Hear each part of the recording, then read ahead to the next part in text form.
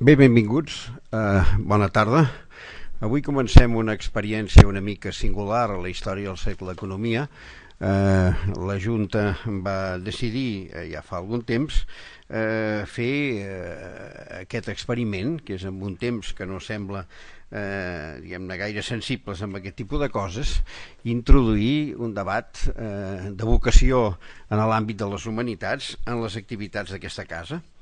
I per fer això vam decidir inicialment fer un cicle que permetés reflexionar sobre alguns dels grans pensadors que han determinat la nostra modernitat. Alguns dels grans pensadors del segle XVIII, XIX, XX que han tingut un paper important, sovint molt més del que ens imaginem, i fins i tot en la configuració de les nostres vides quotidianes i de la nostra manera d'anar pel món.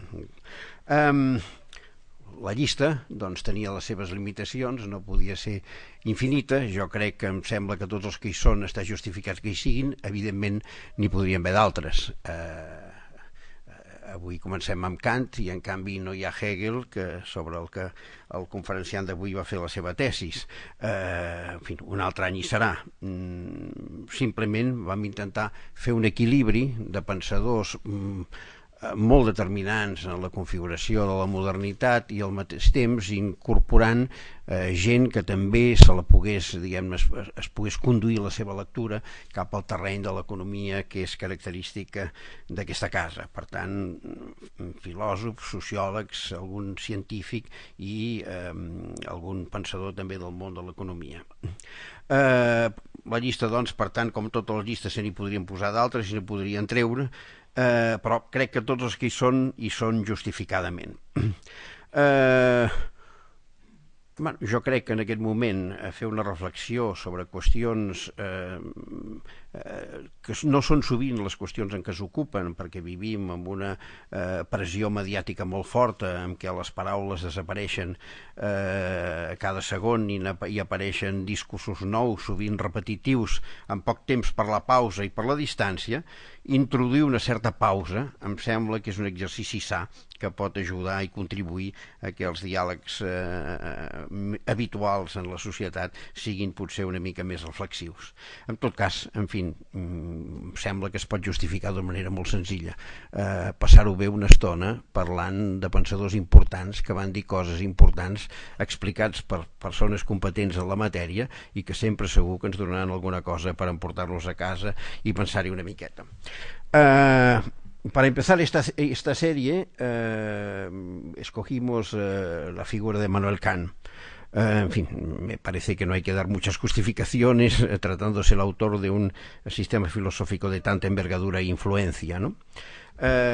Sí que me parece que tenía la dimensión emblemática de si hacemos una serie de conferencias sobre figuras del pensamiento moderno, figuras determinantes del pensamiento moderno, pues me parece que tenía un cierto sentido iniciarlo con la persona que, digamos, que definió de una manera más precisa, más contundente, qué significa el ideal ilustrado, en uno de los artículos más famosos de la historia, su artículo sobre qué es la ilustración, base del pensamiento moderno, ¿no? Y es allí donde Kant nos habla de la salida de la humanidad de su edad infantil la salida de la humanidad de su edad infantil se hace por la vía de la emancipación. ¿Y qué es que significa para él la emancipación? Pues que cada cual sea capaz de pensar y decidir sobre sí mismo. Que probablemente es el ideal más grande que la humanidad ha definido nunca, pues me parece que va muy bien para abrir una serie sobre clásicos del pensamiento moderno. Y para que nos hable de Kant, pues hemos llamado a Ángel Gabilondo. Ángel Gabilondo es catedrático de filosofía, ha sido rector de la Universidad Autónoma de Madrid y ministro de Educación. Precisamente estos días, y han pasado solo un año desde que él estaba, menos de un año desde que él estaba allí, hemos visto como el trabajoso ejercicio que él hizo de composición de una ley de educación para el futuro de este país se ha ido abajo de una manera estrepitosa en una respuesta a la que solo se le puede llamar restauradora y reactiva. Pero Ángel Gabilondo hoy es una persona que ha vuelto al campo de la filosofía, que es el suyo, que es el que da continuidad a su obra, y es uno de los catedráticos de filosofía más conocidos y más reconocidos de este país. Él nos hablará de Kant. Ángel ha mantenido siempre una relación muy directa con las cosas que pasan, ¿no? Ángel nunca ha sido un intelectual, digamos, cerrado o perdido en su espacio, alejado de la realidad. Probablemente porque, bueno, desde siempre supo que ni las cosas eran fáciles ni que las sociedades eran remansos de paz, ¿no? Él es vasco, de familia numerosa, 9 hermanos, y desde su infancia tuvo señales que le ubicaron perfectamente en el mundo, que le explicaron bien de qué iba este mundo, ¿no? En los años 50 y 60, cuando aparecía la zorra en el horizonte, Ángel y sus hermanos ya sabían que su padre, nacionalista vasco, estaría unos días fuera de casa. Bueno, estas señales pues imprimen carácter y supongo que hacen que las cosas se afronten de otra manera, y así no es extraño que Ángel haya compaginado la filosofía y la política a lo largo de su vida, aunque su paso conocido por el Ministerio de Educación haya sido solo una etapa y una etapa reciente. Ángel, muchas gracias por estar aquí. Bueno, me parece que no teníamos mejores opciones para empezar que invitarte a ti. Emmanuel Kant y Ángel Gabilondo, tienes la palabra. Muchas gracias, muchas gracias por esta invitación.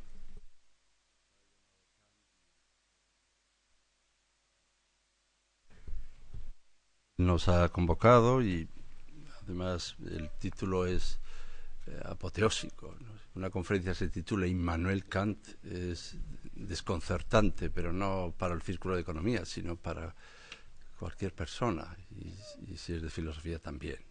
Por tanto, antes de empezar hay que saber perder, y yo voy a hablar como un perdedor que es desbordado por lo que nos convoca.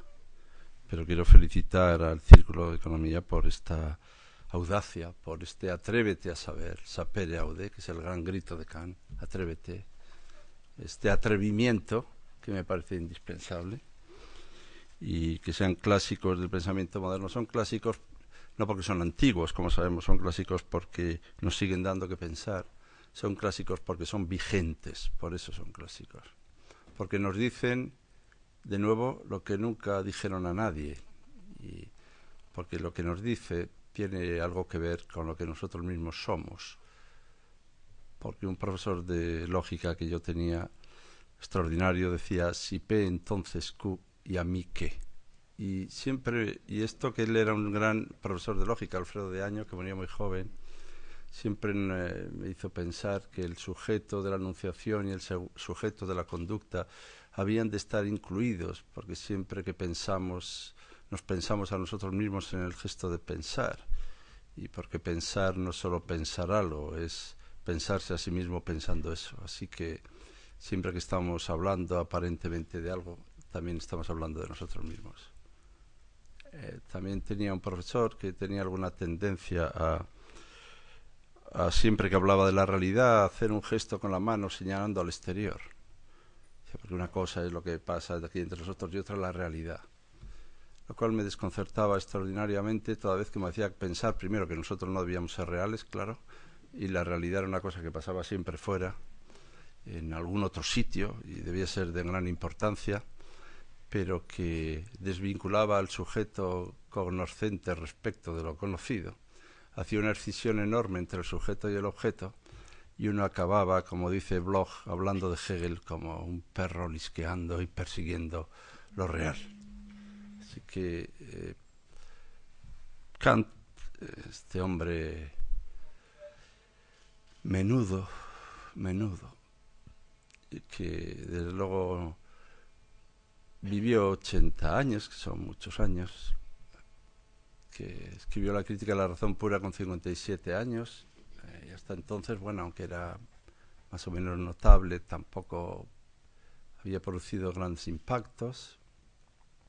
Este hombre que cuando recibió los textos de Rousseau, pues medio se encerró en casa, ¿no? Un par de días para leerlos, porque le parecía el Newton el Newton de la moral, ¿no? Y este hombre reloj, es todo tan contado una y otra vez que no deja de ser verdad porque se repita. A veces pasa lo contrario. Desconcertó a sus vecinos de Königsberg el día en que no pasaba a la misma hora por los mismos sitios porque estaba leyendo a Rousseau, ¿no? Este hombre que apenas se movió de su sitio, de su lugar, porque su lugar era un lugar muy mezclado de personas de distintos lugares también, que le dijeron, decir, viviendo aquí es que no hace falta ni viajar. Decía, bueno, estas cosas son muy de época, ¿no? Este hombre quedó desconcertado también por la Revolución Francesa, desconcertado. Ya era un sesentón cuando eso pasó, porque él nació en 1724, murió en 1804, y era un sesentón. Cuando él era un sesentón, Hegel tenía 19 años. Los dos se entusiasmaron por la Revolución. Hegel dijo, la Revolución Francesa, que este es el acontecimiento más extraordinario que jamás haya vivido el ser humano. Durante toda su vida lo celebró bebiendo vino de Borgoña. Bueno, se decía que había que plantar un árbol. Bueno, y en todo caso, también le inquietaron los efectos de esta revolución, que acabó cortando cabezas como coles. Precisamente acabó siendo el terrorismo de la voluntad, que era la vinculación entre la voluntad y la decisión sin mediación. Y cuando entre la voluntad y la decisión no hay mediación, a eso le llamó Hegel el terrorismo de la voluntad. Kant también muy a última hora nos dijo algo de la revolución que consideró de enorme importancia para centrarnos hoy. Dice, la revolución de un pueblo lleno de espíritu que hemos visto realizarse en nuestros días puede tener éxito o fracasar.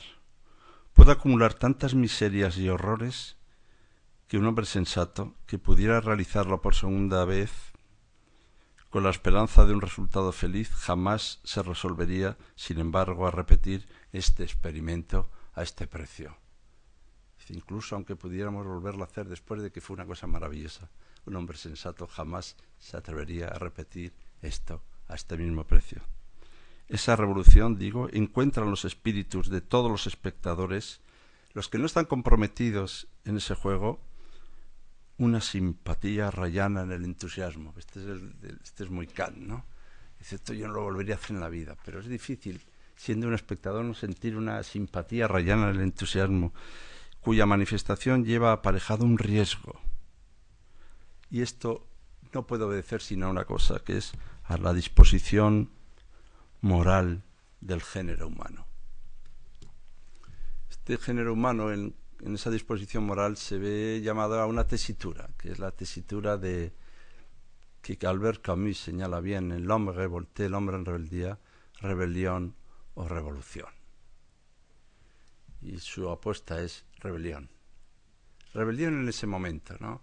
La permanente tarea de ir recreándose, rehaciéndose, constituyéndose a sí mismo, cuidando de sí mismo, de sí y de los otros, más que un gesto incisivo que quizá retrotrae a posiciones anteriores. Yo no estoy diciendo quien tiene razón o deja de tenerlo. Lo que quiero decir es que estos están marcados por un gesto, por este gesto que ha sido muy bien definido aquí como un gesto ilustrado. Y ese gesto ilustrado es la lucha contra el oscurantismo, contra el miedo, contra la ignorancia, contra la superstición, contra las desigualdades. Y Kant siempre se ha movido entre el miedo y el atrevimiento. Bueno, es conocido que quienes hablan del atrevimiento, quiero decir, quienes hablamos del atrevimiento solemos ser bastante miedosos en general, pero el miedo aparece ahí como el valor burgués por excelencia. Si algo habría que decir de la modernidad es que está sostenida en el miedo. Lo que se trata es de cómo convivir con un miedo, con una inseguridad constitutiva, cómo asegurarnos, ¿no? La modernidad con Descartes empieza como una voluntad de asegurarnos, de conquistar, de percibir, de tomar, de coger lo real, de hacerse con ello. Cómo estar seguros y ciertos en un mundo de tantas incertidumbres, ¿no? Bueno, pues aquí este clásico, que además es del pensamiento moderno, clásicos del pensamiento moderno, son modernos exactamente porque ponen al sujeto en el fundamento del pensar. Son modernos porque hacen del pensar una representación. Son modernos porque el hombre es partícipe, forma parte activa de aquello que conoce. Pero hasta tal extremo que Kant produce un verdadero giro, o sea, ha sido citado, ¿no? El giro kantiano casi copernicano, ¿no? Que el cognoscente, aquel que estaba diciendo la realidad como que no iba con él, el cognoscente, en vez de ser alguien indeterminado y pasivo, pasa a ser determinante y activo.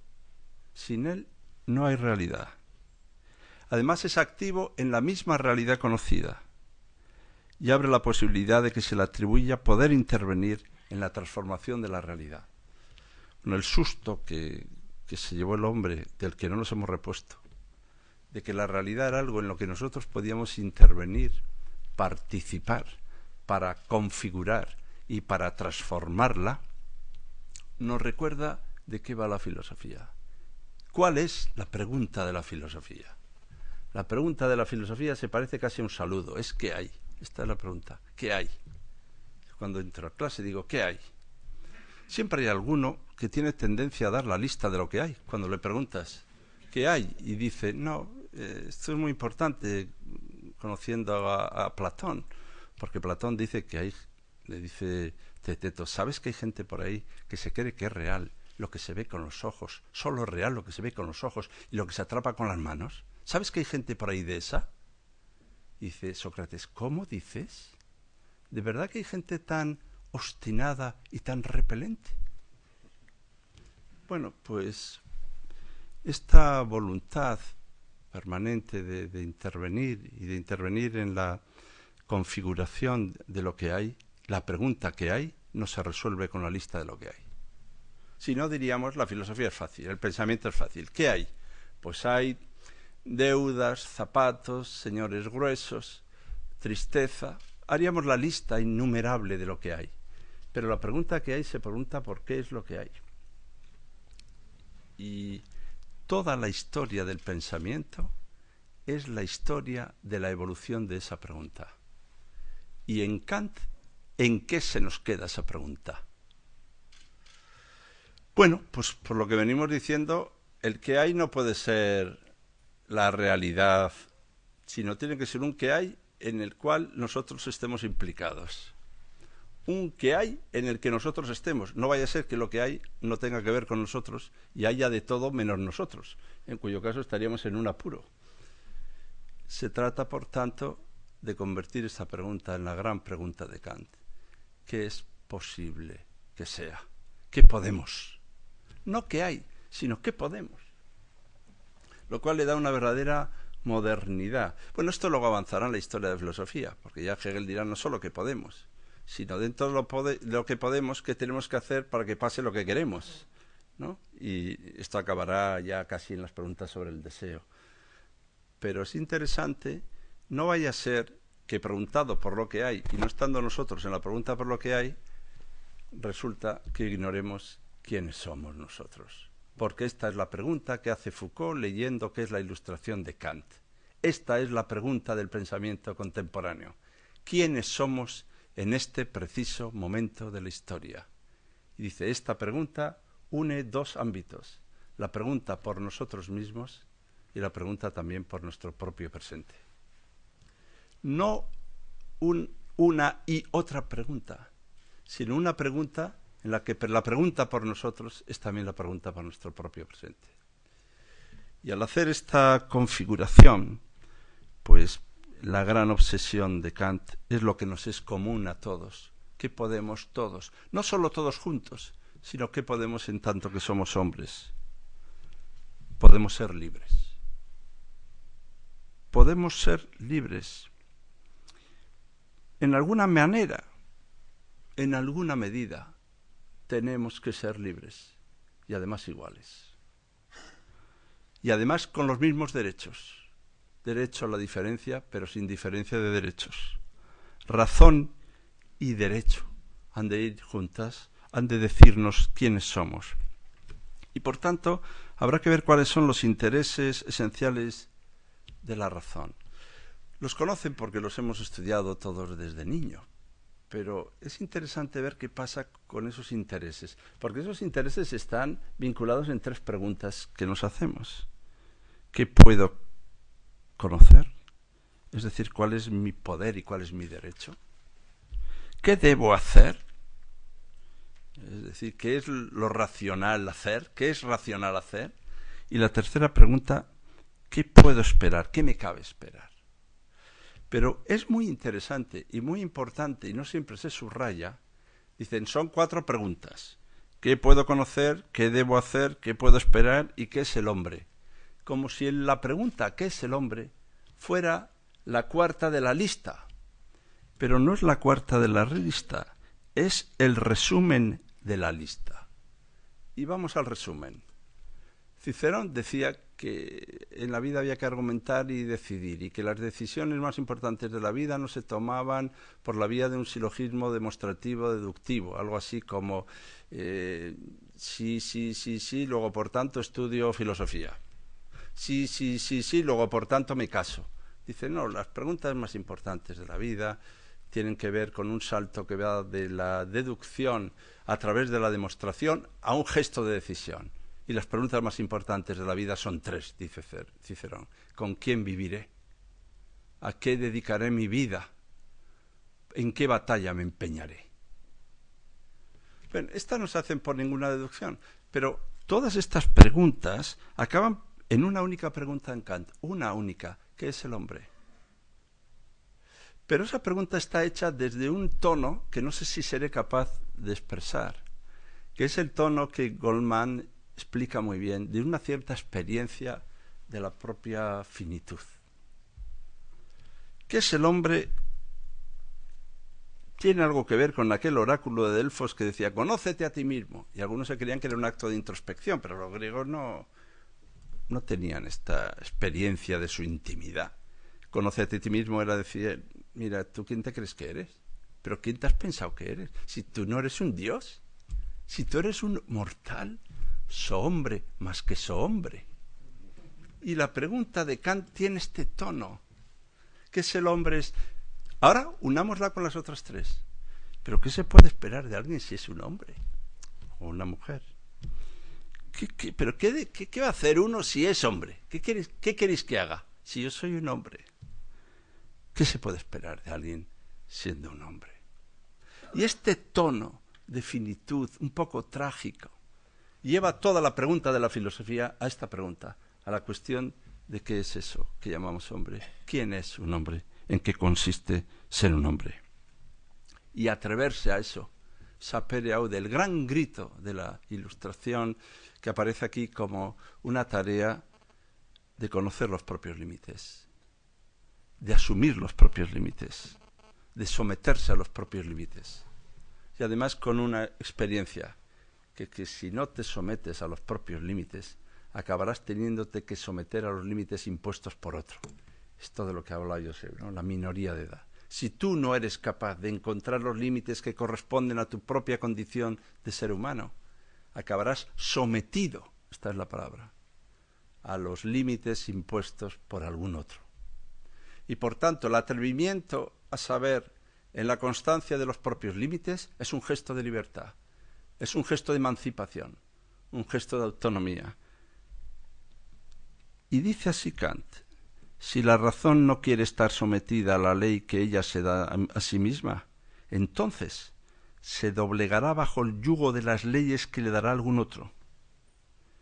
Pero sin ley alguna, nada, ni siquiera el mayor absurdo puede mantenerse mucho tiempo.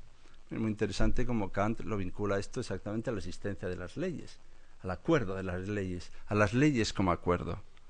Así, la inevitable consecuencia de la ausencia explícita de ley en el pensamiento, de una deliberación de las limitaciones puestas por la razón, es esta: que la libertad de pensar finalmente se pierde. Se pierde la libertad de pensar cuando no hay ley, cuando uno no se somete a sus propios límites. Y esto no es porque ha habido mala suerte, y ahora yo añadiré, o porque ha habido mal gobierno, sino es fruto de una verdadera petulancia, dice Kant. La libertad se pierde por ligereza, en el sentido propio de la palabra. Pues esta mutua imbricación entre la razón humana y la libertad, que le lleva a uno a decir ser soberano de su propia vida, nos lleva a esta máxima que todos sentimos de alguna u otra manera: actúa de tal manera, de tal modo, que nunca trates al hombre como un medio o un instrumento para tus fines, sino que siempre, al mismo tiempo, consideres a todo hombre como un fin. Este imperativo tan conocido, ¿no?, este imperativo categórico, que tiene por fórmulas distintas, ¿no?, pero que van en esta misma línea. Primero, actúa de tal manera que la máxima de tu acción se convierta por tu voluntad en la ley universal de la naturaleza. O actúa de tal manera que trates a la humanidad tanto en tu persona, como la persona de cualquier otro, siempre y en todo tiempo como fin y nunca meramente como un medio. Esta idea de entender la razón como autolegisladora, la voluntad determina la acción por la razón práctica autónoma, nos dice que nada es superable ni comparable a la dignidad de cada ser singular y concreto, a la vida irrepetible y singular de cada hombre, de cada mujer, singulares y concretas. Leí un día en un periódico, ya que veo que hay periodistas por aquí, que había habido un accidente extraordinario, ¿no? Y era una descripción brutal del accidente, y la última frase era que había habido solo un muerto, para gran decepción del periodista después de la gran descripción de la catástrofe. Yo supongo que al que murió no le parecieron pocos, el único que murió, ¿no? Pero esta experiencia de las que Montaigne señala, del hombre sin sustituto, del amigo sin sustituto, del ser singular e irrepetible, en quien destella y vive y muere cada vez la humanidad, esta experiencia está en el corazón de los hombres ilustrados. Y yo creo que vivimos en un país, y no diré cuál es, en un país impermeable a la ilustración, en un país que no ha hecho la experiencia profunda y radical de la ilustración, en un país al que le costará dejar de ser ilustrado, porque para eso hay que serlo antes. Y esta voluntad indispensable, y no es ningún juicio de valor que tenga que ver con las bondades extraordinarias de nuestro país, es un juicio de valor que tiene que ver con que esta experiencia de la profunda raíz que significa la ilustración, concebida con esta percepción de no ser un medio para nadie, con esta recíproca libertad de definir lo que queremos y dejar que el otro defina también lo que quiere conseguir, esta idea de un pensamiento que Kant nos señala sin despotismo ni paternalismo, de respeto a la dignidad de las personas, que posibilite la soberanía personal en convivencia efectiva de los hombres, que tienda a conseguir la liberación de cada uno, esto sigue siendo para nosotros una tarea. Pero no una tarea pendiente, sino una tarea olvidada, ignorada. Y por tanto nos vemos traídos y agradecidos al círculo que nos permite recuperar este discurso, esta palabra de Kant: jamás ser humillado ni degradado. Deja a los demás también ser feliz a su manera. Pero quien se hace, estas son cosas de Kant, pero quien se hace a sí mismo gusano no puede quejarse después de que lo pisoteen. Esta frase da un poco temblor, la verdad, ¿no? Pero quien se hace a sí mismo gusano no puede quejarse después de que lo pisoteen.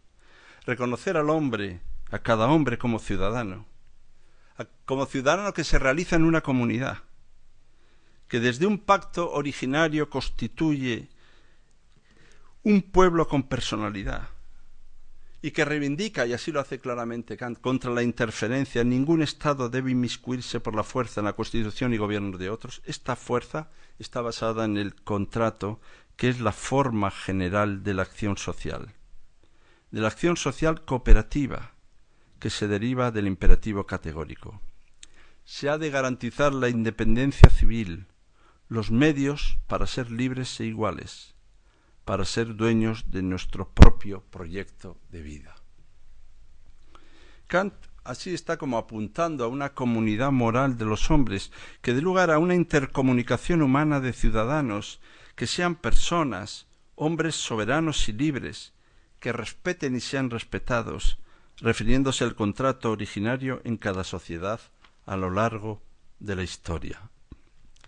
Es cierto que todo el pensamiento de Kant, en este texto que citaba, ¿no?, de qué es la Ilustración, un texto que luego leyó detenidamente Michel Foucault, un texto que reescribió con cuidado Habermas, un texto que posteriormente tantos y tantos han leído. La Ilustración lleva al hombre a responsabilizarse de su saber y de su obrar. La fuerza del pensar racional por sí mismo y decidir sus acciones personalmente. Bueno, quizá alguno podría preguntarse, ya que esto fue casi el comienzo del siglo XIX, ¿no?, finales del XVIII, preguntarse con Kant si el género humano progresa verdaderamente hacia lo mejor. Él tiene sus dudas y dice, quizá deberíamos buscar en la historia de la humanidad algún caso de algún hecho que haya resultado medio bien. Porque él tiene la impresión, y de luego nosotros la compartimos, de que hay muchas cosas que todavía dependen de las acciones humanas. Yo antes recordaba que la economía es una ciencia social, es una ciencia humana. Y por tanto también está en los avatares de las acciones humanas. Y depende de lo que hagamos también. Y a mí me gusta esta respuesta de Kant, cuando dice, ¿el género humano progresará hacia lo mejor? Dice, bueno, eso depende de lo que hagamos. Y puede parecer muy tontona la respuesta, pero a mí me parece que nos convoca verdaderamente a un desafío. ¿Habrá una catástrofe ecológica? Pues esto depende.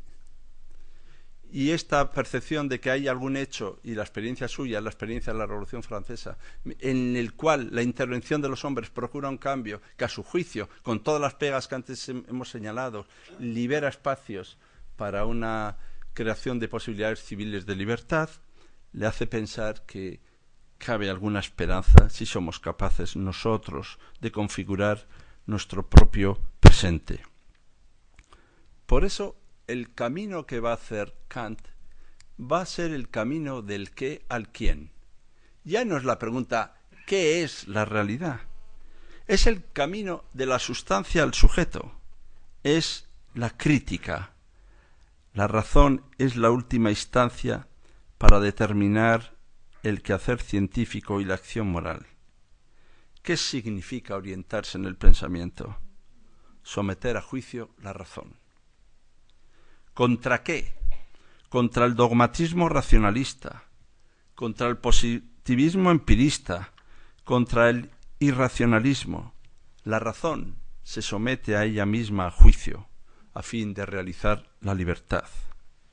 Contra las constricciones, para atender a los principios que rigen el conocimiento, a las leyes que regulan el comportamiento, a los fines últimos de la razón. Bueno, pero esto nos llevaría también a tener algún cuidado y no confundir pensar con conocer, porque hay algunas cosas sobre las que podemos pensar, pero no siempre podemos conocer. Frente a la exactitud y perfecciones de las definiciones o inferencias en las ideas claras y distintas o al modo geométrico.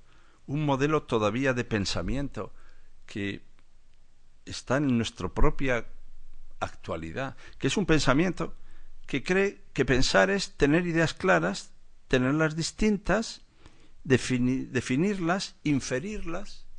Esta idea cartesiana de Spinoza, de Leibniz, de un racionalismo abstracto, o frente a quienes creen que esto es un problema de observación, de experiencia de cada uno en cada caso, Kant propone la observación sensible por la experiencia de cada acontecimiento, que justifica el criticismo buscando discernir de dónde viene el acierto y la certeza de los conocimientos científicos, metafísicos y morales como conocimiento propio de todo ser racional.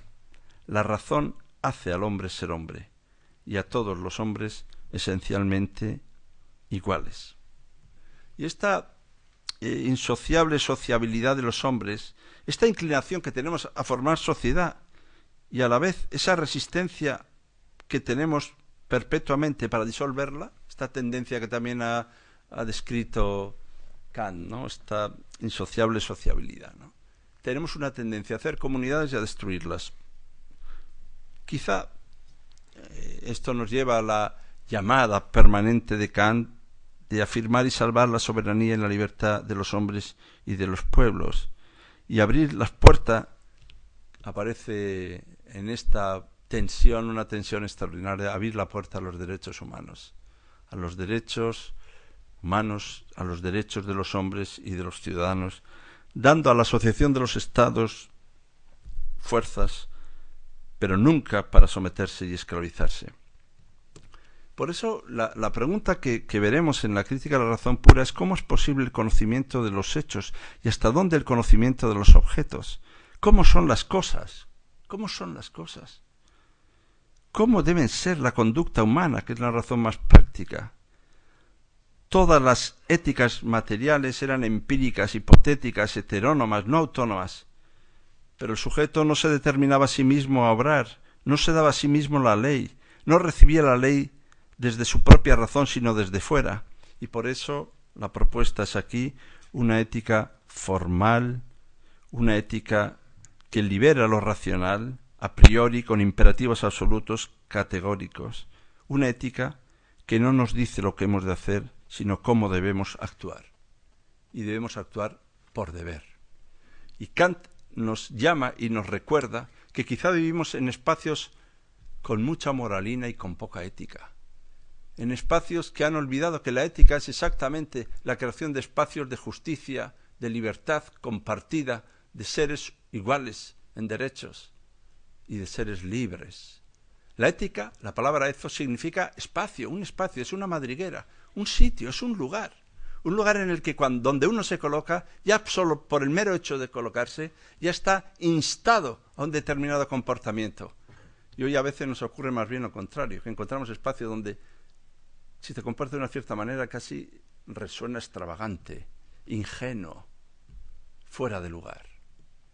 Esta reivindicación de la ética frente a una determinada concepción de la moral, de una ética material, empírica o hipotética, nos lleva a decir que hemos de actuar por deber. Sometimiento a la ley y su respeto, por respeto a la ley. La acción ya no será un medio, sino será exactamente un fin. Y además esto en este momento ha de decirse con toda contundencia, porque Kant nos enseña. Y si hoy estamos haciendo aquí una ontología del presente, trayendo a Kant porque es vigente y por eso es clásico, es porque nos dice y nos dijo que no hay que confundir el presente con la actualidad. Vivimos en una sociedad entregada a la actualidad. Kant se ponía enfermo por el afán de novedades, por el afán, entre paréntesis, de modernidades sin modernidad, por el afán de una actualidad, ahora diríamos con esta palabra torpe, que más que actualidad parece actualidaje. Esta entrega a lo más inmediato, sin configurar y constituir un presente en el que ser. Y en este contexto, el presente borrado por la actualidad, aparece la proposición de que la honradez es la mejor política, en expresión kantiana. Y esto encierra una teoría que la práctica a veces lamentablemente contradice con frecuencia. Y contradice con frecuencia la proposición de que la honradez es mejor que la política. Son palabras de Kant, infinitamente por encima de toda objeción. Es la condición ineludible de aquella primera, para Kant.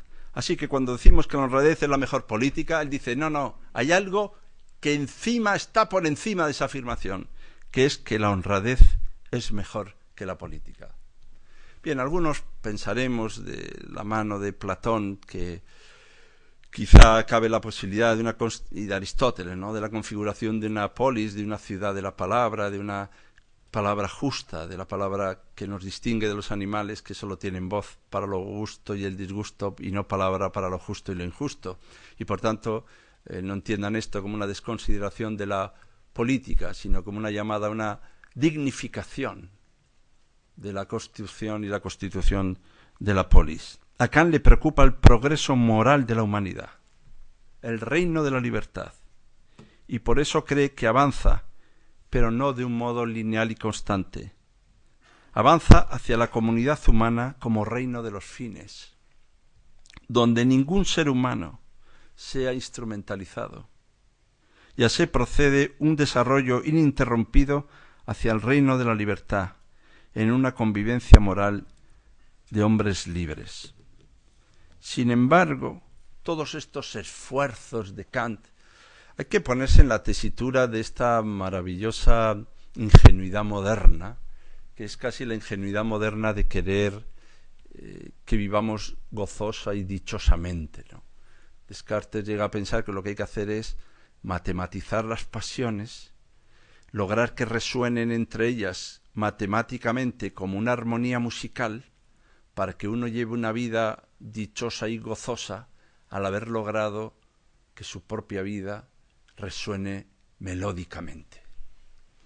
Bien, a mí la verdad es que me encantaría. Y no lo descarto. Pero por ahora encuentro algunas dificultades. Y Kant también pretende conciliar no como se había tratado la metafísica con la geometría o la metafísica dinámica de Leibniz con el mecanicismo geométrico de Newton, sino vincular la razón, la libertad, el límite, la experiencia y el método. Vincular la razón humana y la libertad. La razón humana no deja jamás de tender hacia la libertad. Pero la filosofía tiene que ser la ciencia de las cosas posibles en tanto que son posibles. La pregunta que hay es la pregunta, ¿quiénes somos nosotros? ¿Y qué podemos? ¿De qué somos capaces? ¿Qué esperamos? ¿A qué estamos dispuestos? ¿A qué estamos dispuestos? ¿A ver qué pasa con la realidad? ¿A ser comentaristas de la actualidad? ¿A describir la realidad? ¿O a ser partícipes activos, libres, en la conformación de una comunidad de derechos?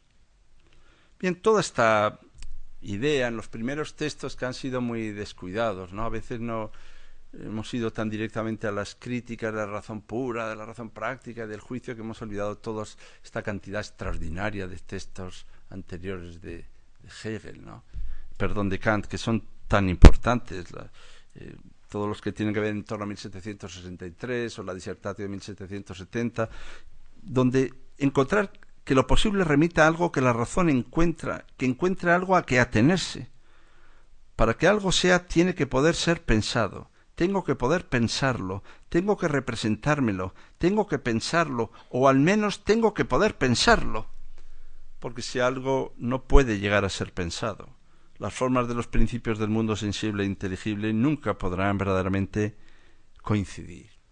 Y tenemos que sujetarnos no sólo a lo que el hombre es abstractamente, sino a la experiencia y al concepto de existencia, que es la posición absoluta de una cosa. Porque en la cosa posible no hay posición sino por relación a un sujeto lógico. La posibilidad no es sólo la posibilidad de las cosas, como la posibilidad de que sean reales, sólo lo son por relación a un sujeto lógico. Esta es una verdadera transformación del pensamiento. Que algo sólo pueda ser real en relación a un sujeto lógico, que la propia realidad queda configurado por seres humanos, nos llevaría a afirmaciones que pueden resultar extravagantes. Pero del mismo modo que decimos que un libro que no se lee no está escrito, o del mismo modo que decimos que en un museo no hay nada, a no ser que alguien entre y lo vea. Del mismo modo podemos decir que sin la acción de la libertad de los hombres humanos no habría ninguna realidad y no habría ni siquiera objetos. Porque el objeto se conforma también por una conformación respecto del sujeto. Aprendimos en la escuela, tuvimos la suerte de aprender en la escuela. Decía, cuidado, que no acabas de conocer el objeto, porque hay un objeto en sí, o un nóumeno, que es imposible de conocer. Pero, y después de lo que venimos hablando esta tarde, ¿no pondríamos en cuestión esta lectura? ¿Qué le pasa al objeto? ¿Que se esconde mucho? ¿Qué le pasa al objeto? ¿Que el sujeto cuando va a buscar objetos se distrae? ¿O lo que le pasa al objeto más bien es que nosotros hacemos una experiencia, que es la experiencia de nuestra propia finitud, que es la experiencia de los límites del conocimiento? Y esta experiencia trágica que tanto le importa a Kant, de que cuando conocemos un objeto, el objeto no se agota con el hecho de que lo conozcamos. Es lo que le pasa a los libros, que cuando lees un libro, el libro sigue ahí y hasta lo puede leer otro si te descuidas. Diría, pero si ya lo he leído, si ya lo he agotado, una lectura no agota el decir de un texto. Y un conocimiento no agota la realidad del objeto. Y el nóumeno es el respecto incognoscible del fenómeno. No es que haya dos objetos, objetos como fenómenos y objetos o cosas en sí. Hay un único objeto, solo que llamamos nosotros cosa en sí, a ese respecto incognoscible del fenómeno. Y por tanto es un problema de nuestra propia finitud. Podemos echarle en cara a Kant que cree demasiado en la finitud del hombre, en los límites del conocimiento, que no ha hecho la experiencia de la potencia extraordinaria que tenemos. En otra palabra, que no nos ha conocido. Porque si nos viera a nosotros se iba a enterar de lo que significa el poder del hombre en su capacidad de pensamiento y de configurar un mundo y de configurar una realidad. Y la pregunta kantiana de un kantiano post-hegeliano, es decir, la pregunta que se haría un kantiano que ha leído a Hegel, un kantiano post-hegeliano, sería una pregunta de, ¿no hay una insensatez, una osadía en no haber sido capaces de conformar los límites del propio conocimiento desde una experiencia que vincula la existencia, porque experiencia y existencia estarán ya siempre unidas en el pensamiento crítico? La metafísica dogmática es desatenta y desconsiderada para con lo que hay, desatenta. La metafísica de Wolff no le importa lo que hay, le dice a lo que hay cómo tiene que ser. ¿Y cuántas veces nosotros le decimos a lo que hay lo que tiene que ser sin escuchar exactamente qué es en lo que hay, qué es lo que hay? Y por eso este olvido, que a ustedes quizá, pues a alguien le pueda parecer muy metafísico, no sé si es el olvido del ser o es el olvido del ser de lo que hay. Pero lo que está claro es que lo dado es confuso y no suficientemente determinado, y que el gran fracaso de la imposibilidad de superar la modernidad es no haber constatado que no es lo mismo la realidad que lo dado. Cuando uno se cree que la realidad es lo ya dado, que uno se cree que la realidad es lo ya dicho, cuando uno se cree que lo que hay es lo que él ve y lo que él dice y lo que él da, cuando uno se olvida del dar y solo se fija en lo dado, cuando uno se olvida del decir y solo se fija en lo dicho, se olvida de una cosa muy sencilla, que es del logos. Y tiene razón Steiner. Vivimos en una época de afterword, de postpalabra. Tenemos pérdida no de memoria, de logos. Hemos perdido el logos. un ser capaz de decir y de hacer, una vinculación entre el ser y el pensar. Y este es el desafío de Kant, determinar qué es una experiencia adecuada, cuáles son sus condiciones, y ver una ciencia que indique los límites de la razón, porque la experiencia impone límites a la razón. Señalar los límites y tenerlos siempre en relación con los conceptos de experiencia. Será la propia razón la que señale desde sí misma los límites, y la cuestión consistirá en que la limitación y la finitud pertenecen a la propia esencia de la razón humana. Les tengo que comunicar que somos finitos, que somos mortales. Yo sé que no es ninguna noticia. Mortales no quiere decir que hemos de morir. Heidegger dice que las vacas no son mortales, que las vacas se mueren, que ser mortal es algo distinto, y es hacer la experiencia en cada instante, inconmensurable, de la propia limitación y finitud e irrepetibilidad de lo vivido.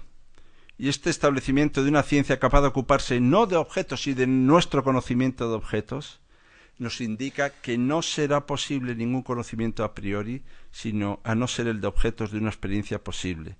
Si no comenzamos por la existencia, si no seguimos las leyes del encadenamiento empírico de los fenómenos, en vano vamos a tratar de adivinar o conocer la existencia de las cosas. Porque el entendimiento y la sensibilidad son conjuntamente los que determinan objetos. Si los separamos, nos pasará lo que dice Kant hermosamente, ¿no? Tendremos intuiciones sin conceptos, o conceptos sin intuiciones. Pero las intuiciones sin conceptos bien sabemos que son muy ciegas. Y desde luego los conceptos sin intuiciones son vacíos. Por eso es tanto como decir que no se puede tener una experiencia sin hacerla, sin hacer exactamente esa experiencia. Y es tanto como decir de que crees el malentendido de que lo dado es el objeto, que el objeto es sólo el objeto debido al concepto, nos hace olvidar en la dirección de lo que yo quisiera señalar, que la pregunta por lo que hay es la pregunta por lo que puede ser. Y la pregunta por lo que puede ser es el despliegue de la relación entre el ser y el poder. Y esta relación es una relación que está en el corazón de Kant y que ha llegado hasta nuestros días como una relación que no hemos de olvidar. La actividad y receptividad presupuestas exigidas para la constitución del objeto, el sujeto como fundamento, el objeto es solo objeto, porque se une lo intuido y lo pensado en el pensamiento.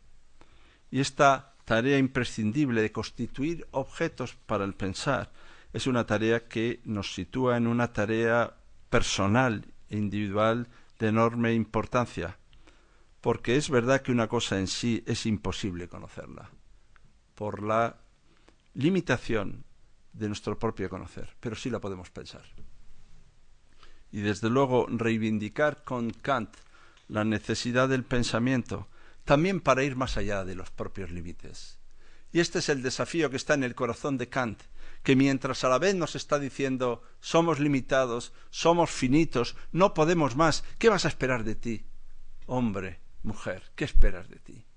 También nos está convocando a un desafío aún mayor, que es no reducir la cosa al ámbito del sujeto, la cosa en sí. La cosa en sí es el interior del objeto, el ser interior del objeto que no es para el sujeto. Hay algo que nos desborda, y algo que nos desborda también como una tarea social, política y una tarea personal, que es la de desafiar incluso aquello que nos constituye, desafiar exactamente nuestros propios límites, esta dimensión irreductible que nos lleva a preguntarnos de nuevo como nunca, con una pregunta más contundente quizá que nunca, ¿qué es el hombre? ¿Qué es el hombre? La posibilidad de la comprensión de la limitación de nuestro saber. Solo el concepto de fin va a conectar lo sensible y lo suprasensible, el fenómeno y el nómeno, para sobrepasar esta caracterización del concepto. En el obrar moral, en el obrar que implica la unión de virtud y felicidad. Lo que hay no se remite a lo que sucede, sino a lo que cabe y debe suceder. Y por tanto, a estos que en muchas reuniones, en las reuniones al menos en las que yo he tenido, siempre había alguno que le daban ataques de realismo.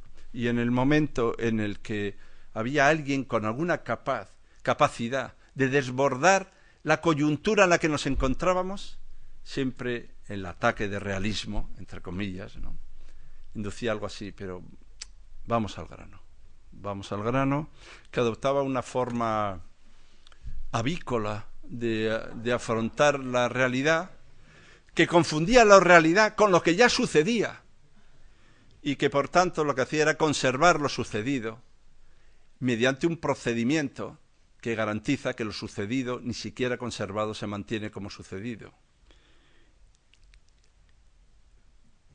El que no está subiendo en el camino de su conformación como ser humano es porque ya ha descendido.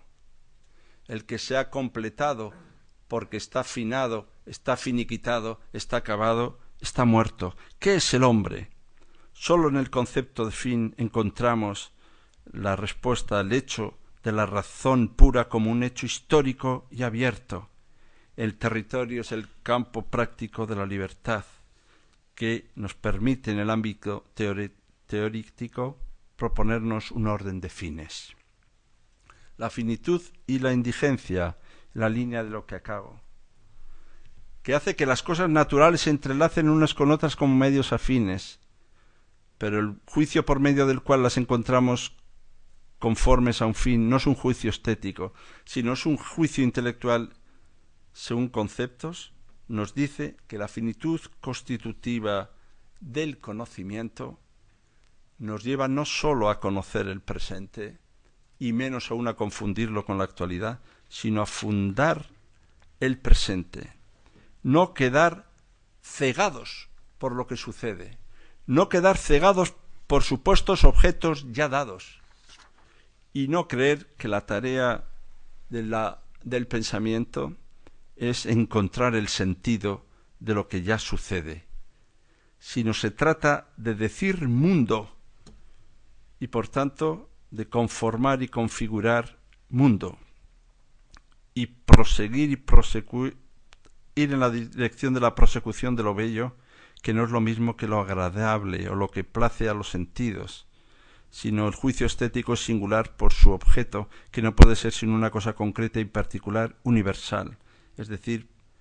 su relación con todo sujeto que lo contempla.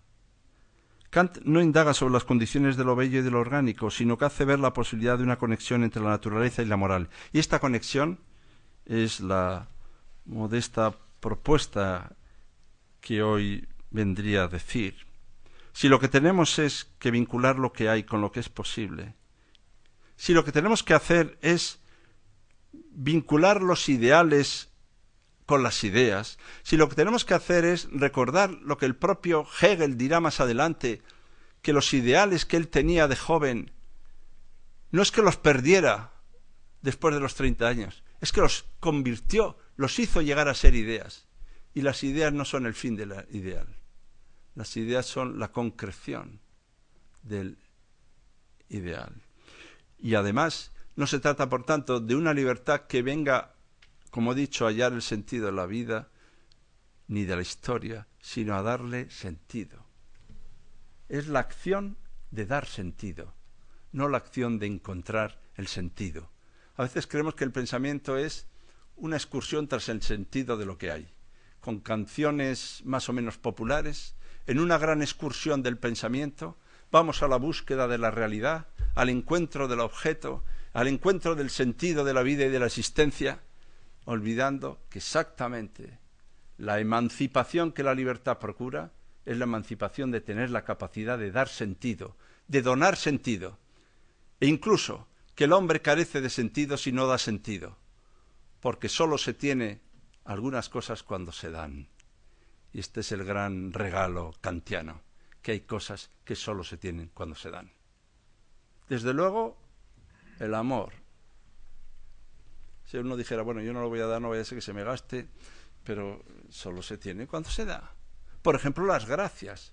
Las gracias solo las tiene uno cuando las da. Las gracias que uno tiene son las gracias que uno da. O, por ejemplo, el sentido.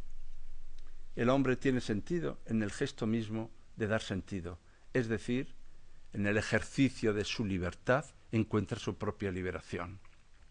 Y se atreve en la pregunta de qué puede saber, se atreve a entender que la cuestión no es sólo cómo conozco, o cómo son posibles la ciencia y la experiencia, o qué puede reconocer la razón como si ésta fuera sólo un medio para llegar al objeto. La cuestión es qué es pensar. Y desde luego es muy atrevido que un círculo se enfrente a qué es pensar, que desde luego no es una actividad mental y que desde luego no es en modo alguno un instrumento de aproximación a ningún tipo de realidad existente. Y desde luego tiene más que ver con la capacidad de dar a lo que hay algún sentido, es decir, hacerlo ser. Porque lo que sería más llamativo no sólo es nuestra incapacidad para la ilustración, sino nuestra incapacidad para conformar y configurar realidades, para construir mundos, nuestra incapacidad para hacer un mundo en el que poder vivir como hombres y mujeres libres y dichosos. Así que la cuestión que es pensar, menudo desafío, señor Ramoneda, que nos propone, no consiste solo en constatar los límites, sino que consiste en desafiarlos. Esto es lo que quería decirles. Muchas gracias.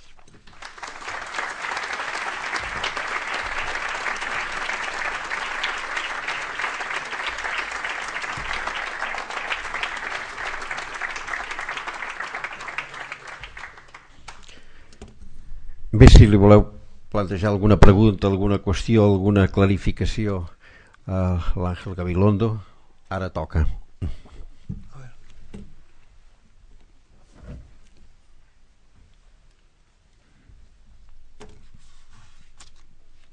Muchas gracias. Creo que es una importante, intensa y particularmente he tomado algunas notas porque soy un enamorado de Kant en el buen sentido de la palabra y no hay mal sentido. Me ha gustado. Pero hay algo que también es del día a día y que yo no lo encuentro en Kant, no lo podía en aquel momento cuando escribía tenerlo presente, pero de una manera cotidiana nos encontramos que nuestra Constitución del 78, en su artículo 2 habla pues de los valores que informan esta Constitución. Libertad, la igualdad, la justicia, el pluralismo político. Pues pásmense todos los que están aquí que durante todo lo que llamaríamos el íter constitucional no aparece en ningún momento la palabra valor. Quizás, me pregunto, como ustedes han dicho, Antón Costas también lo ha dicho en alguna ocasión, la ética que se ha perdido, que quizás nos hemos envuelto solamente en el máximo lucro.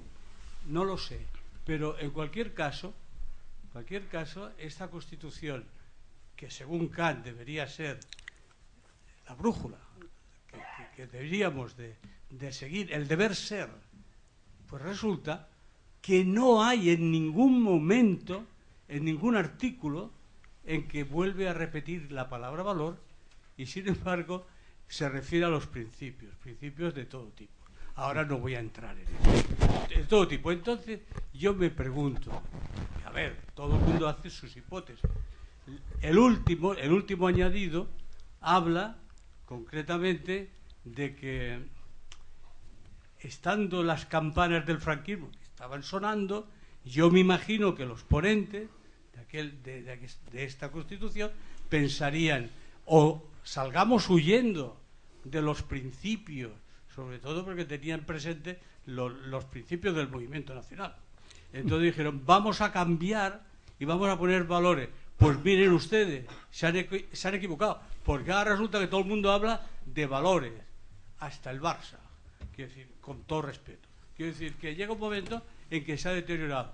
Y por lo tanto, como aquí tengo un pensador de categoría, quería decir, por favor, ¿qué pensaría usted a la luz de Kant y de usted mismo sobre esta contradicción clarísima? El Quijote acaba con una palabra que es la palabra vale. Se suele saber con qué palabra empieza, pero se olvida mucho con qué palabra acaba. Y acaba con la palabra vale, exactamente, vale. Algunos entienden que es como dice, bueno, vale, ya cállate, ya hasta aquí hemos llegado, pero ese vale tiene un cierto sentido latino de las cartas latinas, ¿no? Vale es un poco el sapere aude, ¿no? Atrévete a tener el valor de ser alguien de valía. Sé valiente, ten el arrojo y la disposición de salir al encuentro también de tu propio desafío. Y traigo esta idea de valor, entendida también como valía y como valentía, es decir, para señalar que yo creo que el conocimiento sin convicciones, sin principios, sin valores, pues no hay tal conocimiento. No hay tal conocimiento. También hay que tener un poco cuidado de hablar principios, valores sin conocimiento. Digo, sobre todo hablando en el ámbito de la educación. Nosotros sí creemos en el conocimiento, pero que también principios, valores. Es tanto que he llegado a decir que conocimiento, convicciones, valores, conocimientos, competencias, valores, van tan unidas que eso son, lo digo medio en broma, ¿no? Como Ortega y Gasset, que no son tres, que es uno: conocimiento, competencias y valores. Y entonces la historia está en que el valor está tan en el corazón del propio conocimiento que cuando uno lee el artículo 2 de la Constitución, exactamente, que usted cita, cuando habla del derecho a la autonomía de nacionalidades y regiones, y dice, y la solidaridad entre ellas. El texto, es que ahí se suele cortar, pero es que sigue. Pone, y la solidaridad entre ellas.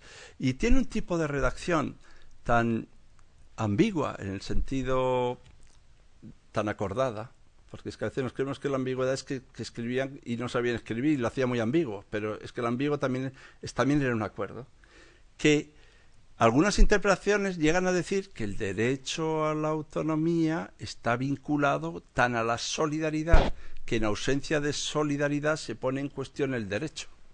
Lo que quiero decir es que leyendo los textos están llenos de valores, aunque no siempre esté la palabra valor. Lo que ocurre es que exactamente en la mirada también del lector está el valor, la valentía, de hacer ver los valores que aparecen sin ser citados, ¿no? Esto decía mucho Foucault cuando le decían, es que usted nunca cita a Marx. Dice, yo hablo permanentemente de Marx. Lo que pasa es que como no lo cito y ustedes no lo han leído, pues no lo acaban de ver dónde lo cito. Su intervención demuestra que es exactamente lo contrario de lo que yo digo, pero lo traigo para que se vea que efectivamente ahora también es cierto que hay una recuperación actualizada y un poco de moda del discurso del valor. Y tenemos que tener nuevamente cuidado para que esa actualidad no borre el presente del valor. Y tal es así que todo se ha puesto perdido en este mercado de valores, y esta expresión me suena. Y por eso también con los valores, en muchos ámbitos, en relación con la responsabilidad corporativa, tenemos que tener cuidado que el valor no pierda su valor.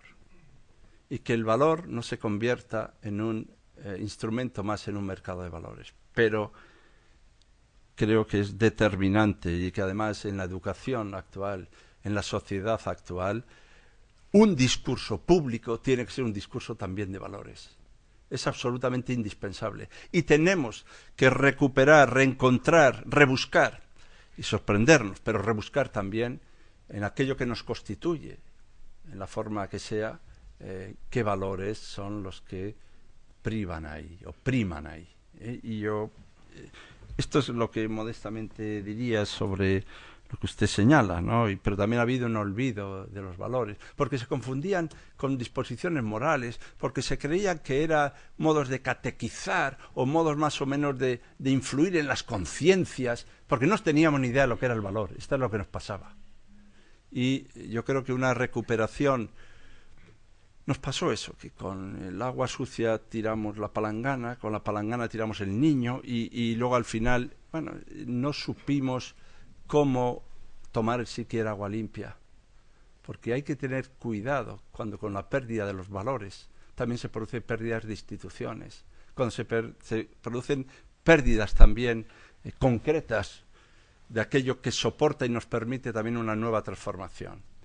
En el debate actual de nuevas formas de participación, de ensanchar los límites de la democracia, que son tan importantes, esta cuestión de los valores es determinante para que en la necesaria búsqueda de nuevas formas de participación o profundizar o ensanchar la democracia, no perdamos aquello en lo cual podamos conformar también una realidad diferente. Yo no sé, creo que Raúl. Bueno, mi satisfacción ante todo de que haya un kantiano en España. No sé. Pero, post-hegeliano. Pero me preocupa la persuasión que has expresado de que no podemos abandonar la Ilustración porque nunca la hemos tenido. Entonces, era una provocación. Pues, es decir, una verdad. Pues yo he sido provocado. Entonces, si yo dijera democracia para las masas, me dirían, bueno, pase. Si yo dijera Kant para las masas, me dirían, estás loco. Y sin embargo, bien pensado, Kant está en el fondo de la democracia. Por tanto, donde quiera que haya de llegar la democracia, habría de poder llegar Kant. En el país creo que hay una amplia desmoralización en este momento. Reina aquí y también en otras partes la inversión de las críticas de Kant. La teórica es que es para mí y la práctica es que es en sí lo que yo soy, que soy yo mismo. Pues ahora lo hemos convertido todo en qué es para mí. Bien, entonces yo diría que la democracia, al entrar en el tema de las masas, perdón por la expresión, pero ya ha fracasado o no ha comenzado, o no encuentra el camino. Entonces, en España, una profundización democrática no iría nada mal. Mi pregunta sería, ¿dónde está el desenfoque o dónde está el toro que no hemos logrado coger por los cuernos? Es decir, ¿es posible un Kant que llegue a las masas, una democracia kantianizada para las masas? Hemos entendido la libertad como libre albedrío, ¿no? La libertad que es la libertad de hacer esto, de hacer lo otro, y de aquí para allá, somos libres, podemos ir a todos los sitios, más o menos, algunos más que otros, pero no lo hemos visto tampoco vinculado a una autonomía, ¿no? A la autonomía. Entonces esta idea de confundir estas cosas pues nos lleva a que también en los discursos públicos, lo bueno que tiene la teoría es que es la máxima expresión de la praxis. Por tanto, Aristóteles se enfadaría y no entendería nada si le dijera, bueno, menos teoría y más práctica. Aristóteles dice, ¿pero qué dicen? Si la teoría es la máxima expresión de la praxis, hay cosas que son tan prácticas que acaban produciendo teoría. Así que la teoría sería la culminación de una buena práctica, es decir, de una filosofía práctica, de una prudencia, de una frónesis, de un modo de saber que acaba siendo teoría. Y bueno, y por eso a veces tenemos en España como un cierto empacho respecto de las teorías y un cierto temor a las palabras, lo que lleva a la apropiación de las palabras por algunos ámbitos, sectores o pensamientos, y decimos menos palabras y más hechos. Esto es muy nuestro. Menos teoría y más acción. Y tenemos todo perdido de palabras, mucho hablar y poco decir. Y tenemos todo perdido de actividades, mucha actividad y poca acción. Y tenemos todo lleno de personas supuestamente muy liberadas que no han hecho la experiencia profunda de la libertad. Y la experiencia de la libertad es una experiencia que tiene mucho que ver con el cuidado y el cultivo de sí mismo, con la experiencia de la copertenencia a una comunidad. Esto que nos enseña Kant, de que solo se es libre en comunidad, de que fuera de la comunidad no eres diferente, fuera de la comunidad eres indiferente. Indiferente. Que el esclavo es el que no tiene comunidad. Que el idiota, tu idiotez, es el que no tiene ninguna sensibilidad social, ni política, ni pública. Es alguien que solo piensa en sí mismo. Tú has dicho, ¿qué es para mí? ¿Qué es para mí o qué es de lo mío?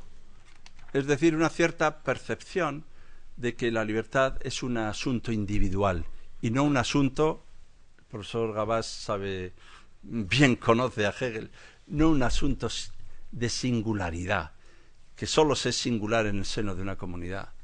Fuera de una comunidad todos somos individuales, sí, pero lo mismo uno por otro, vale uno por otro. Que se ha muerto solo uno, pues ya vendrá otro, ¿no? Pero la singularidad irrepetible no es lo mismo que la pura y abstracta individualidad. Y la libertad, esta experiencia de libertad, la educación en la libertad, la experiencia de la libertad, es también la experiencia de la comunidad. Y si no tenemos experiencia de pertenecer a un ámbito común, no tendremos ni comunicación ni comunidad, porque no sabemos ni qué es lo común. Lo común parece que es el sitio en que reñimos. Esto es la definición un poco de lo común. Y sin embargo, lo común era la clave, no solo ilustrada, sino del pensar. Y además tenemos una cosa en común, queridos y amigos seres humanos, hombres y mujeres, mortales y finitos, que compartimos la experiencia de ser hombres, seres humanos. Y esta es la experiencia que hace Kant, de que somos seres humanos en una comunidad y tenemos que vivir libremente y conformar esa comunidad y acordar leyes, acordar las leyes como acuerdo. Es que el pacto no es una extravagancia, es que es condición en la que se soporta la legitimidad de una ley, en alguna forma de acuerdo. Una ley es un acuerdo. Cuando dice, aquí no hay acuerdos, pues hay muchas leyes. No sé, aquí hay algo que no va. Dice, ¿por dónde? Y entonces cuando uno reivindica públicamente acuerdos, pues supongo el que lo haga, ¿no? Pues tendrá como una cierta mirada de la ingenuidad, porque hay más discurso de mayorías que discurso de acuerdos. Y perdida los discursos de los acuerdos, aunque esto no quita legitimidad a la democracia, pero sí hace necesaria una profundización de la democracia, no solo hay que respetar la minoría de edad para luchar contra ella y superarla, sino que respetar a las minorías, también exactamente como parte constitutiva de la democracia. Y ahí es donde, bueno, todos tenemos una tarea, y una tarea que está ahora mismo en nuestro país hirviendo, que es la tarea de nuevas formas de participación, ensanchar y profundizar la democracia, y yo diría la educación en la libertad como educación de pertenencia y copertenencia responsable a una comunidad, es decir, la educación ética para crear espacios de justicia y libertad. ¿Que esto es muy teórico? Pues se lo cuentan a Aristóteles, yo no he sido.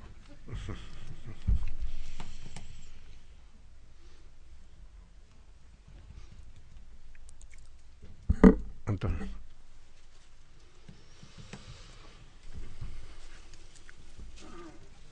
Ahora, aquí.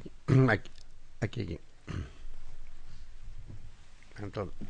Sí, querría llamarte a resolver algo que entiendo como una pequeña tensión, sino contradicción, entre dos discursos sobre lo que podemos entender hoy una sociedad justa, ¿no? Por un lado, uno podría pensar, siendo un poco kantiano, ¿no?, que la idea de sociedad justa es aquella que permite la emancipación del individuo, ¿no? Su proyección al límite de su libertad, ¿no? Y en ese sentido, pues podría entender que una sociedad ilustrada es una sociedad que permite a los individuos esa capacidad. Pero por otro lado, ya ha salido aquí en este debate, también hay la posibilidad de entender una sociedad justa como una sociedad basada en valores, ¿no? Pero valores remite a virtudes, a lo que es virtuoso y no es virtuoso, ¿no? Virtudes que pueden ser las clásicas, en las que a lo mejor muchos estamos de acuerdo, aquellas de las virtudes cardinales y de las virtudes del carácter, ¿no? La fortaleza, la templanza, Pero la idea de los valores o virtudes es que alguien, ese alguien no tiene por qué ser un sujeto individual, establece lo que es virtuoso y no es virtuoso, ¿no? Lo que es un valor que se debe perseguir o no. Pero en este punto yo encuentro una tensión entre la primera idea de sociedad justa, la que me potencia más la libertad, y esta otra que me acentúa más los valores. ¿Por qué motivo? A ver si algunos ejemplos. Claro. Una sociedad basada en valores puede llevar a que una parte importante de esa sociedad diga que el divorcio no es aceptable como valor o que el aborto no lo es, mientras que desde una visión más ilustrada de emancipación personal, a mí nadie me puede decir cómo he de hacer yo el contrato matrimonial. ¿Me ve? Entonces, ¿cómo resuelve un poco en el momento presente y cómo lo resolvió en su etapa de ministro de Educación? Mal, resolvimos. No, bien. Bueno, tomemos el asunto por la palabra, ¿no? Lo que define la justicia es la palabra. Antes lo he dicho rápido, los hombres se distinguen de los animales, dice Aristóteles en la Política, en que los animales tienen voz y solo el hombre tiene palabra. El hombre y la mujer, él no lo decía, los seres humanos tenemos palabra. La voz sirve para expresar el gusto y el disgusto, el placer y el displacer. Y la palabra sirve para expresar lo justo y lo injusto, lo conveniente y lo inconveniente. De tal manera que la voz va para el gusto y el disgusto, y la palabra va para lo justo y lo injusto. Esto, llevado a las últimas consecuencias, iría en la dirección de que una palabra desajustada introduce alguna injusticia en el mundo. Pequeñita y esto lleva a otra conclusión, que es que da miedo seguir hablando. Pero lo que sí es verdad es que en la palabra, el retorno de la palabra, la voluntad de la palabra, hay una tensión de justicia, de lo justo, la palabra justa. La palabra justa, en tanto que palabra, tiene un horizonte de justicia, un horizonte de sociedad justa. Y es otra cosa que le pasa a la palabra, es que tiene que ser también compartida. Hay una idea de corresponsabilidad de la palabra, de palabra compartida, y que está vinculada a lo común y a la comunicación, si no tampoco es palabra. He dicho que no es lo mismo hablar que decir. Esta es una distinción que Ortega señala, pero que todos podemos ver, y que a veces hablamos y no decimos. Que el decir es un decir que hace ser, es decir, un decir que hace lo que dice, y que solo dice quien hace lo que dice. El otro no dice. Y que la mentira no es decir lo contrario de lo que uno piensa, aunque también, sino sobre todo vivir lo contrario de lo que uno dice. Esa es la mentira, vivir lo contrario de lo que uno dice. Y la verdad de uno es su forma de vivir, de tal manera que hay que ser bellos por la forma de vivir, la belleza de la propia vida. Esa es tu verdadera palabra, tu forma de vivir. Ahora, como tengas una verdadera palabra incompatible con la vida de los demás, no solo tendrás problemas con los vecinos, sino que conviene ser bello por la forma de vivir, justo de palabra, y por tanto compartir esa palabra en espacios comunes con otros. Es decir, la palabra es una palabra compartida. Y hemos de generar espacios de decisión compartida y espacios de palabra que sean espacios de comunicación. Y por tanto la democracia comporta la generación de un espacio de decisión compartida. ¿Por qué? Porque los seres humanos, traigamos esa finitud aquí antes, cada vez más hacemos la experiencia de lo que es discutible, de lo que es debatible, de lo que es objeto de deliberación. Y la gran parte de las decisiones humanas, muchas, se mueven en ese terreno. En el terreno de lo que es debatible, discutible, decidible, y por tanto hay que hacer espacios de decisión compartidos. ¿Eso significa que no hay valores?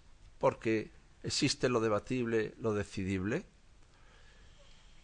¿O es que hay algunas personas que, apropiándose de la palabra, patrimonializándola, no precisan compartirla en espacios de decisión compartida porque ya se saben lo que ha de decir? Hasta Sócrates entró al banquete a hablar con los demás del amor, para hablar en un espacios de diálogo. ¿Cuál es el problema de los valores? El problema de los valores es que cada vez hay menos espacios de diálogo y de conversación y decisión compartida. Que no es verdad que haya muchos espacios de conversación. Este espacio de hoy es infrecuente, lo siento. Lo que están haciendo ustedes aquí hoy se lo tienen que mirar. Esto es infrecuente. Que estemos en un lugar haciendo cosas que ni van a nuestro currículum, ni nos producen rentabilidad inmediata, sino algo nos tiene aquí. Algo nos tiene aquí. El logos nos tiene aquí. No me escuchen a mí, escuchen al logos, dice Heráclito. Y eso es también una búsqueda en común. Porque la ciencia del ser en cuanto ser, dice Aristóteles, es una ciencia de la búsqueda. Es búsqueda. Y buscamos juntos. Y a veces nos equivocamos también juntos. Y por tanto los valores no son valores sin más, como Wolf dice, dogmáticos, previamente establecidos, sino son valores compartidos. Y es eso lo que les da virtus, porque virtus es también no solo algo moral, es capacidad, poder, virtud para ser operativos, porque los valores hay que hacerlos operativos. Y los valores solo son operativos cuando son interiorizados en común y decididos y compartidos. Si no, lo único que puede haber es pues una especie de fustigador de valores. Que vengo con el valor y te vas a enterar.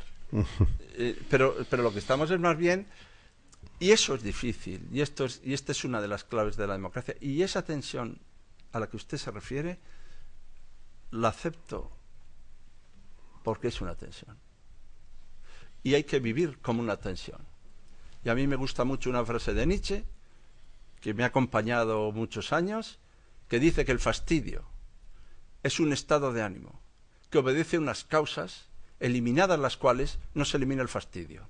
Y bueno, yo lo digo como medio en broma, pero lo que digo es que esa tensión, esa incomodidad, esta no resolución que está también en Kant, esta sensación de que no acabamos de coincidir del todo con lo que más somos y queremos, es también un signo de nuestra propia limitación y finitud.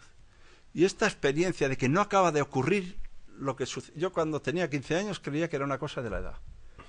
Ya he descubierto que lo que tiene que hacer uno es vivir con esta fractura, con esta escisión, que es el origen de la necesidad de la filosofía, dice Hegel, con este espanto, dirá Heidegger, con esta quiebra que en algún modo siempre nos acompaña y que solo se alivia también con los otros. Y traído más lejos todavía, que se parece bastante a lo que es la soledad de un ser mortal, la soledad constitutiva de uno. Que solemos atribuir la culpa a otros, ¿no? Siempre la soledad que tenemos. Pero esa soledad constitutiva adopta también una forma, el hecho que está en la tensión de su pregunta, que es, siendo soledad constitutiva, es mucho más llevadera y más humana con otros. Archipiélago, conjunto de islas unidas por lo que les separa. Islas somos, archipiélagos también. Pero esa tensión ni la resuelvo yo en la pregunta, y lo que me inquieta aún más, no sé si tenemos que vivir en esa tensión. Y siempre buscando y luchando democráticamente por darle a esa tensión un espacio de convivencia. Hacer de esa tensión convivencia y no fractura social. Y esto nos permite vivir con personas que no piensan como nosotros, que tienen otras creencias, que tienen otros valores, buscando siempre valores comunes como seres humanos. Y esto nos permite vivir una sociedad democrática, donde no exigimos al que está a nuestro lado que tenga ni nuestras mismas ideas, ni nuestras mismas creencias, ni nuestras mismas convicciones, para compartir con ellos un proyecto común. Si no, hacemos sectas y no hacemos democracia.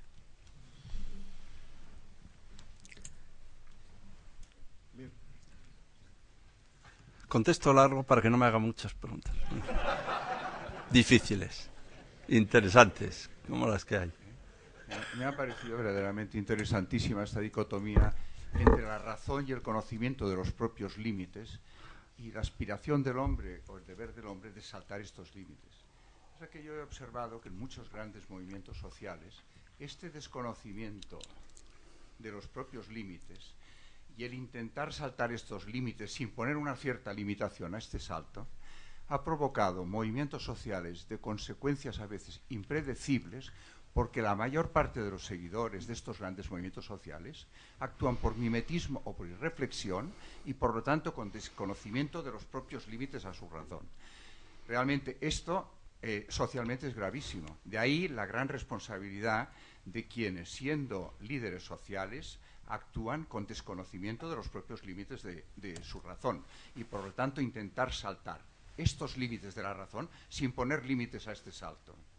Sí, es muy importante establecerlos, porque a veces hemos sido posmodernos sin haber sido modernos, posilustrados sin haber sido ilustrados, desafiamos los límites sin haberlos vivido. Es decir, aquí el problema es que nos saltamos, no hacemos la asunción, que esto sería un poco hegeliano, ¿no? Asumir un poco, interiorizar la necesidad de los propios límites para ver si podemos con eso desafiar y crecer en libertad. No, lo que hacemos es tirarlos, lo que he dicho yo antes, tirarlos. Y entonces, pero eso no significa reconocer y asumir los propios límites. Y los propios límites es saber exactamente que pactamos también límites como seres humanos, que los pactamos y que los acordamos y los establecemos. Y entonces cuando decimos, pues no sé, la Constitución o lo que sea, pues tiene límites, pues sí, pero ese es el acuerdo en que consiste. Una ley.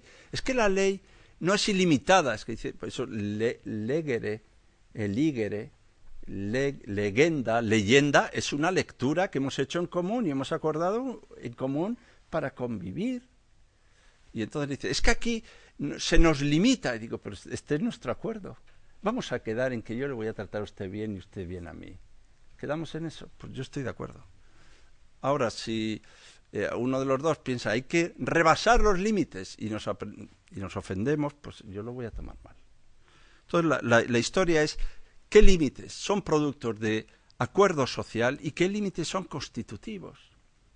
¿Qué límites? Y Kant creía, como un hombre ilustrado, que para empezar está el límite de nuestra propia capacidad de conocer, que se parece bastante a la humildad de no creer que uno ya se las sabe todas, que se las sabe mejor que los demás, que significa también la experiencia de dejarse decir algo, de estar dispuesto a dejarse decir algo, que es la experiencia de escuchar, así como suena.